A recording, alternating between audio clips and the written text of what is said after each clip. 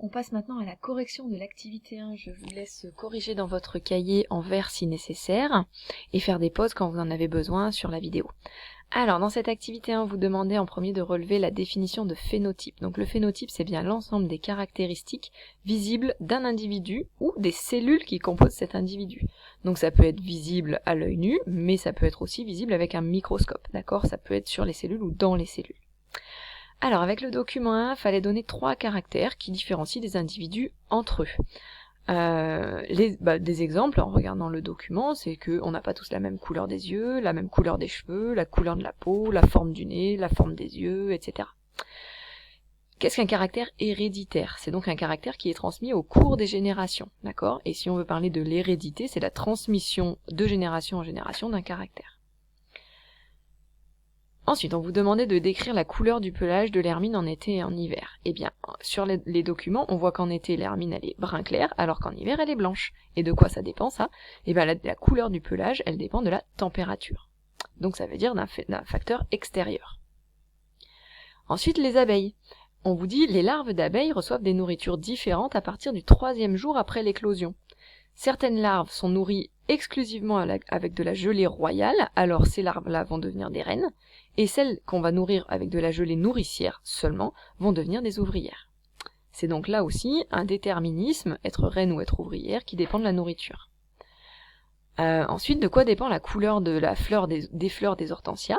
Eh bien, ça dépend de l'acidité du sol, puisqu'on voit que dans un sol avec un pH à 4, donc acide, un hortensia fait des fleurs plutôt bleues, alors que dans un sol neutre, à basique, il donnera des fleurs plutôt roses.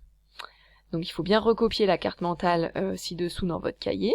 Le phénotype d'un individu, il dépend de quoi ? Donc que ce soit nous, êtres humains, l'hermine, les abeilles ou les hortensias, donc les plantes, eh bien nos phénotypes dépendent de nos informations héréditaires, c'est-à-dire qu'est-ce qu'on a hérité de nos parents au moment de la reproduction.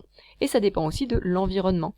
Pour les abeilles, on a vu que ça dépendait de l'alimentation, c'est pareil chez nous, hein. Si on parle de l'alimentation, il faut penser à 2 individus qui se nourrissent pas de la même manière, on a déjà vu ça avec une alimentation équilibrée ou déséquilibrée.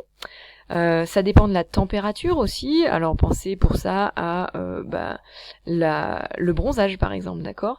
2 individus qui vivent à des endroits plus ou moins ensoleillés, un individu qui va être exposé régulièrement au soleil va être bronzé, d'accord ? On n'aura pas tous le même bronzage. Et ça dépend pas de nos gènes, ça dépend simplement de où on vit, donc de l'environnement extérieur. Et puis, pour les hortensias, on a vu l'acidité du sol. Chez nous, si on revient sur des caractères qui sont pas héréditaires, c'est la musculature, par exemple. Un être humain qui fait beaucoup de musculation, du coup, il va développer ses muscles, et ça n'est pas héréditaire. Pareil pour la souplesse, d'accord ?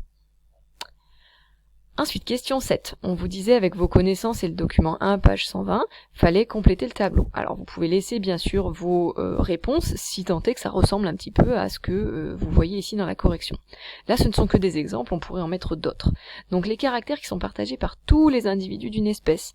Des caractères qu'on voit à l'œil nu, on a tous 2 yeux. On a tous des cheveux sur le crâne. On a tous une peau et on a même tous une couleur de peau. On a tous 2 oreilles, on a tous une langue.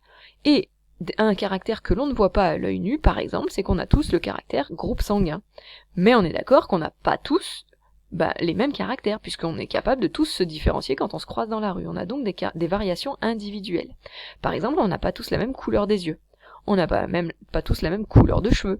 On n'a pas tous les cheveux qui ont la même texture, frisés, raides, ondulés, etc. On n'a pas tous la même couleur de peau. Certains ont des taches de rousseur, mais pas d'autres. On n'a pas tous la même forme du lobe de l'oreille. Regardez votre lobe d'oreille. Eh bien, le lobe de l'oreille, il peut être soit complètement attaché, soit complètement détaché.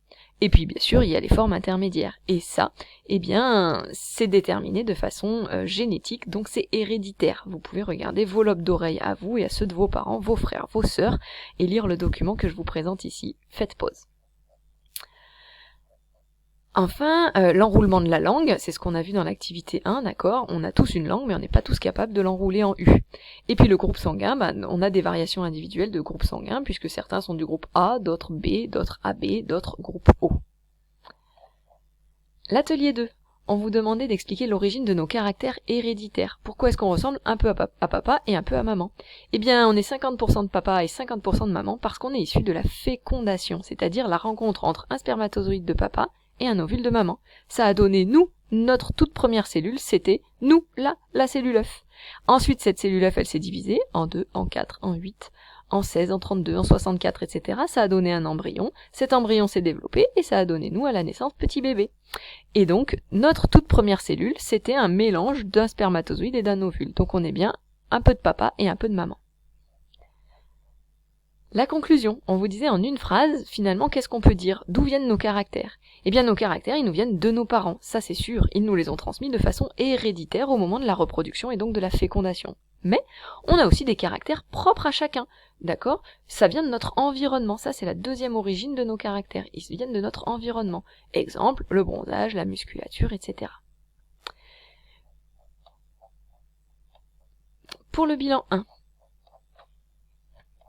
j'y reviens dans la vidéo juste après.